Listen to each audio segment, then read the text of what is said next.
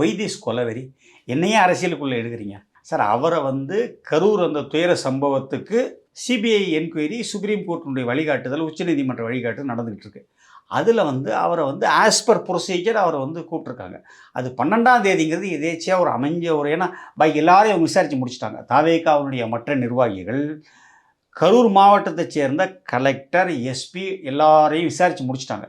So இப்போ ஒரு bending இவர் இருந்தாருன்னா அவங்களோட என்கொயரி முடிஞ்சு அதுக்கப்புறம் அவங்க ஒரு ஃபைனலாக சார்ஜ் ஷீட் ஃபைல் பண்ணிடுவாங்க. இதுதான் காரணம், இதுதான் காரணம்னு சொல்லி. அது என்னன்றது ஓரளவுக்கு 90% அவங்க கண்டுபிடிச்சிருப்பாங்க. எனக்கு அது தெரியாது. நான் சிபிஐயில் இல்லை, சிபிஐயில் எனக்கு நண்பர்களும் இல்லை எனக்கு.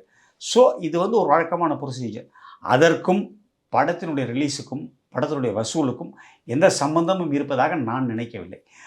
விஜய் மேல் அன்பு கொண்டவங்க, விஜயோட ரசிகர்களாக இருக்கிறவங்க, அவர் சிபிஐ விசாரணைக்கு கூப்பிட்டாலும் இவர் போனாலும் போகலைனாலும் கண்டிப்பாக அந்த படம் பார்ப்பாங்க. அதை நீங்கள் மாற்றவே முடியாது. அப்போ இந்த பொங்கல் விஜய் ரசிகர்களுக்கு பெரிய கொண்டாட்டமாக இருக்கும் ரிலீஸ் ஆகிடுச்சுன்னா.